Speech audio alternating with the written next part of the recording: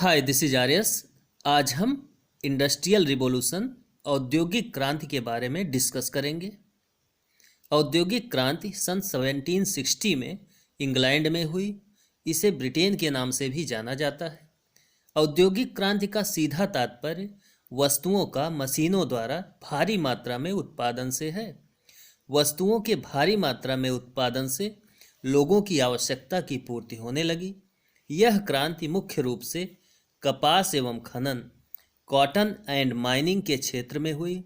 इसका तात्पर्य है कि कपास द्वारा कपड़ों का उत्पादन फैक्ट्रियों में होने लगा एवं खनन के लिए श्रमिकों के स्थान पर बड़ी मशीनों का प्रयोग किया जाने लगा, जिससे भारी मात्रा में खनिज पदार्थों का दोहन होने लगा। औद्योगिक क्रांति शब्द का सर्वप्रथम प्रयोग फ्रांसीसी अर्थशास्त्री ब्लांकी ने किया था, लेकिन यह अधिक चर्चा में तब आया जब इसकी व्याख्या ब्रिटिश इतिहासकार एर्नोल्ड टॉयनबी ने अपनी पुस्तक ए स्टडी ऑफ हिस्ट्री में किया। टॉयनबी ने औद्योगिक क्रांति शब्द का प्रयोग ब्रिटेन में 1760 से 1840 के बीच हुए आर्थिक विकास को दर्शाने के लिए किया था। क्रांति से जब लोगों की आवश्यकताओं की पूर्ति होने लगी, तब लोग अपने कर्तव्यों के साथ साथ अधिकारों के प्रति भी सजग होने लगे, जिससे 19वीं शताब्दी के सामाजिक चिंतकों को एक नए आयाम पर सोचने को विवश कर दिया। जैसा कि हम सब जानते हैं, जब व्यक्ति अभाव में रहता है या मूलभूत आवश्यकताओं की पूर्ति व्यक्ति की नहीं हो पाती है, तब तक व्यक्ति किसी तरह के अधिकार के बारे में सोच भी नहीं सकता, क्योंकि उसके जीवन का प्राथमिक लक्ष्य अपने जीविकोपार्जन के लिए प्रयास करना होता है। औद्योगिक क्रांति के बाद जब लोगों की मूलभूत आवश्यकताओं की पूर्ति होने लगी, अर्थात गरीबी दूर होने लगी, तब लोग अपने कर्तव्यों के साथ साथ अधिकारों के बारे में भी सोचने लगे। एक बात और, औद्योगिक क्रांति के बाद जब मशीनों द्वारा उत्पादन न केवल भारी मात्रा में हुआ, बल्कि सामान सस्ता भी था। सस्ता होने के कारण यह आम जनता की पहुंच में आ सका था। इसे एक उदाहरण से समझें तो आज अगर हमें पापड़ घर पर बनवाना हो या बनाना हो तो बहुत अधिक समय एवं मेहनत लगेगा, लेकिन यदि बाजार से मशीनों द्वारा उत्पादित अर्थात रेडीमेड पापड़ हमें खरीदना हो तो हमें सस्ता मिल जाएगा। गुणवत्ता कम या अधिक हो सकती है, लेकिन सस्ती चीज़ें हर व्यक्ति के अर्थात आम लोगों तक पहुंच में सुलभ हो जाती है। औद्योगिक क्रांति के बाद समाज में एक परिवर्तन और आया। पहले जहां लोगों के कार्य के बदले अनाज मिलता था, वहीं फैक्ट्रियों में काम करने से उन्हें नगद पैसा मिलने लगा, जिसे वह अपने हिसाब से खर्च कर सकते थे। आज के समय में अगर इसके उदाहरण द्वारा समझें तो अगर आप कोई वस्तु खरीदने के लिए अनाज, मान लीजिए गेहूं लेकर जाते हैं, तो दुकानदार आपके अनाज की कीमत अपने अनुसार तय करेगा और सामान्यतः वह हमेशा मार्केट रेट से कम कीमत होती है। स्थिति यहाँ तक है कि अगर आप किसी मजदूर से कोई काम करवाते हैं और उसे अनाज या नगद पैसे का विकल्प देते हैं, तो निश्चित रूप से वह पैसा ही चाहेगा। यहाँ तक कि यदि आप अनाज देना चाहें भी, तब भी कुछ लोग कहते हैं हम अनाज नहीं बल्कि पैसा लेंगे। कार्य के बदले अनाज को बार्टर एक्सचेंज कहते हैं। इसे अगर हम समझना चाहें तो पहले की स्थिति यह थी, अनाज देने वाला अर्थात मालिक मार्केट रेट से अधिक कीमत बताकर अनाज मजदूरों को देता था और मजदूर कुछ न कुछ नुकसान वहाँ पर होता था। उस अनाज को लेकर यदि दुकानदार के पास मजदूर जाता था तो दुकानदार हमेशा अपने अनुसार अनाज की कीमत तय करता था, जो हमेशा मार्केट रेट से कम होता था। इन दोनों ही स्थिति में मजदूरों का नुकसान होता था। सबसे महत्वपूर्ण पॉइंट जो नोटिस करने लायक है वह यह कि दोनों ही स्थितियों में मजदूर की स्थिति याचक की होती थी, अर्थात वह मालिक से मजदूरी के रूप में अनाज लेते समय सोचता था कि अनाज उतना मिले जिसे बेचने के बाद उसे पूरी मजदूरी मिल जाए। दूसरी ओर दुकानदार के पास अनाज लेकर जाने पर भी वह यह निवेदन करता था कि उसे पूरा दाम मिले। इन दोनों ही स्थितियों में मजदूर की मनः स्थिति याचक की होती है। मजदूरों को जब कार्य के बदले नकद मिलने लगता है तो दोनों ही स्थितियों में उसकी मनः स्थिति याचक से मुक्त रहती है।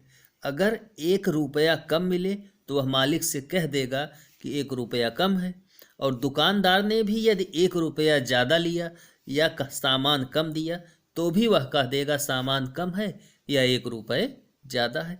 यही स्थिति ब्रिटेन में थी। फैक्ट्रियों में काम करने से लोगों की मूलभूत आवश्यकता की पूर्ति तो हुई, साथ ही लोगों की सोच मनः स्थिति जो थी वह याचक से हटकर अधिकार या हक तक पहुंच गई। इस तरह से औद्योगिक क्रांति ने केवल आर्थिक क्षेत्र में ही नहीं बल्कि सामाजिक क्षेत्र अर्थात लोगों के संबंधों को भी प्रभावित एवं परिवर्तित किया। इसी के आधार पर सामाजिक चिंतकों ने समाज के बारे में नए विचार के आधार पर सोचना प्रारंभ कर दिया। अब हम लोग देखते हैं औद्योगिक क्रांति के कारण।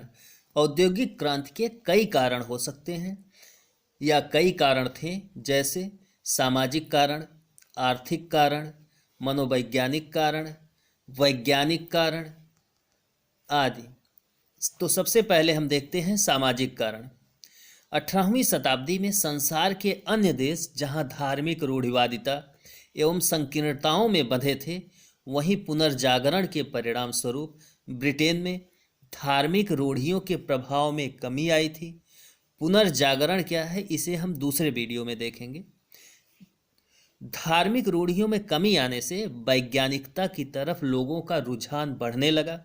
लोग अपनी गरीबी या समस्याओं को ईश्वर के अभिशाप से नहीं जोड़ते थे, बल्कि उसके कारणों को खोजकर उसके समाधान का प्रयास करने लगे। यही विचार इंग्लैंड में औद्योगिक क्रांति का मार्ग प्रशस्त किया। दूसरा पॉइंट है औद्योगिक क्रांति के आर्थिक कारक। औद्योगिक क्रांति के आर्थिक कारणों में जुलाई 1694 में ब्रिटेन में बैंक ऑफ इंग्लैंड की स्थापना का होना है। तत्कालीन राजा विलियम तथा रानी मैरी द्वारा प्रदान किए गए 1694 के चार्टर में लिखा है कि सबका भला तथा अपने लोगों को लाभ पहुंचाने के लिए इस बैंक की स्थापना की गई है। To promote the public good and benefit of our people. Bank की स्थापना के बाद लोगों को नए कार्य करने, वैज्ञानिक खोज करने एवं उद्योगों के लिए व्यापक स्तर पर आर्थिक सहायता दी जाने लगी। इंग्लैंड के लोग अच्छे व्यापारी भी थे। वह दूसरे देशों से व्यापार करने लगे, जिससे इंग्लैंड की पूंजी में भी वृद्धि हुई और नए क्षेत्रों में उत्पादन के लिए सहायता भी लोगों को मिलने लगी। यह सिलसिला लंबे समय तक चलता रहा तथा 1760 तक आते आते यह ब्रिटेन में औद्योगिक क्रांति के रूप में सामने आया। तीसरा पॉइंट है औद्योगिक क्रांति के राजनैतिक कारण। राजनैतिक रूप से इंग्लैंड एक शक्तिशाली देश रहा है। वहाँ पर राजनीतिक स्थिरता भी रही है। साथ ही उसके बहुत से देशों में उपनिवेश भी थे, जिससे ब्रिटेन में उत्पादित वस्तुओं को औपनिवेशिक देशों में आसानी से बेचा जाता था। ब्रिटेन के व्यापारी भी राजनीतिक इच्छा शक्ति से औपनिवेशिक देशों से सस्ते कच्चे माल को खरीद लेते थे एवं ब्रिटेन में फैक्ट्रियों में वस्तुओं को निर्मित कर वही माल औपनिवेशिक देशों में महंगे दामों पर बेच लेते थे। इससे ब्रिटेन में पूंजी का संचय बहुत अधिक होने लगा। भारत भी उस समय ब्रिटेन का ही औपनिवेशिक देश था। यहाँ से भी ब्रिटिश व्यापारी कपास बहुत सस्ते दाम में ले जाते थे और फैक्ट्रियों में निर्माण के बाद यहाँ महंगे दामों में बेच देते थे, जिससे पूंजी का प्रवाह भारत से ब्रिटेन की ओर अत्यधिक होने लगा। इसकी चर्चा दादा भाई नौरोजी ने अपनी पुस्तक poverty and un British rule in India में किया है। यही नहीं, ब्रिटिश अधिकारी एवं व्यापारियों में सामंजस्य इतना बेहतरीन था कि अधिकारी ब्रिटेन के फैक्ट्रियों में लगने वाले कच्चे माल को उत्पादित करने के लिए औपनिवेशिक देशों को विवश कर देते थे। जैसा कि भारत के बिहार के चंपारण जिले में किसानों को नील की खेती करने को मजबूर किया गया था। उससे उत्पादित नील को बहुत ही कम कीमत पर ब्रिटेन के व्यापारी खरीदते थे, क्योंकि नील का उपयोग ब्रिटेन में ही होता था, भारत में उसकी कोई उपयोगिता नहीं थी। अतः भारत में उसका कोई खरीदार नहीं था। किसान जब नील का उत्पादन करते थे तो उनके लिए एकमात्र खरीदार ब्रिटिश व्यापारी ही थे, और ब्रिटिश व्यापारी उसे उनके नील को अपने अनुसार बहुत ही कम कीमत पर खरीद लेते थे। इससे किसानों की हालत बद से बदतर होती चली गई। इसीलिए महात्मा गांधी को भारत में अपना पहला आंदोलन चंपारण सत्याग्रह करना पड़ा। चौथा पॉइंट है औद्योगिक क्रांति के वैज्ञानिक कारण।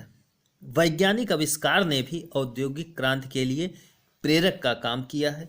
जैसे भाप के इंजन के आविष्कार ने परिवहन व्यवस्था को बहुत ही आसान बना दिया, जिससे वस्तुओं का एक स्थान से दूसरे स्थान तक ले जाने में बहुत ही सरल एवं सुगम हो गया। औद्योगिक क्रांति समाजशास्त्रीय दृष्टि से महत्वपूर्ण साबित हुई। इसने न केवल उत्पादन के क्षेत्र में व्यापक बदलाव लाया, अपितु लोगों ने पहली बार अभाव मुक्त समाज की संभावनाओं का अनुभव किया। उस दौरान ब्रिटेन की सामूहिक आवश्यकता से लगभग 10 गुना अधिक उत्पादन हुआ। इस संपन्नता ने लोगों की बौद्धिक सोच में भी परिवर्तन लाया। औद्योगिक एवं फ्रांसीसी क्रांति से पहले मनुष्य अपनी दरिद्रता का कारण प्राकृतिक या दैवीय इच्छाओं का प्रतिफल मानता था, लेकिन जब उसने स्वप्रयास से अपनी आवश्यकता से अधिक उत्पादन करने में सफलता प्राप्त की तो उसके ईश्वरीय सत्ता के विश्वास में कमी आई एवं यह विचार जन्म लिया कि हमारे दरिद्रता का कारण हमारा शोषण एवं हमारी अज्ञानता है, न कि ईश्वरीय सत्ता। साथ ही नई व्यवस्था अर्थात बदले हुए समाज ने नई चुनौतियों एवं समस्याओं को भी जन्म दिया, जैसे बाल अपराध, संगठित अपराध, मालिक कर्मचारी विवाद आदि समाज में नई चुनौतियां जन्म लेने लगीं। इन चुनौतियों एवं समस्याओं का समाधान ढूंढने में हम अगस्त कॉम्टे के प्रयासों को देख सकते हैं। कॉम्टे के अनुसार इन परिवर्तनों पर नियंत्रण पाने के लिए हमें समाज की वास्तविकता को समझना होगा एवं इसके अध्ययन के लिए एक नए विषय की आवश्यकता है। इसी आवश्यकता को महसूस करते हुए कॉम्टे ने 1838 में एक नए विषय समाजशास्त्र को जन्म दिया। निष्कर्षतः कहा जा सकता है कि औद्योगिक क्रांति भले ही इंग्लैंड में हुई, लेकिन चूंकि व्यापार विश्व के अन्य देशों के साथ भी था, इसलिए यह धीरे धीरे यूरोप के अन्य देशों तथा अमेरिका को भी प्रभावित किया और समयांतराल के बाद आज यह स्थिति है कि पूरे विश्व की प्राथमिक आवश्यकता बन गया है।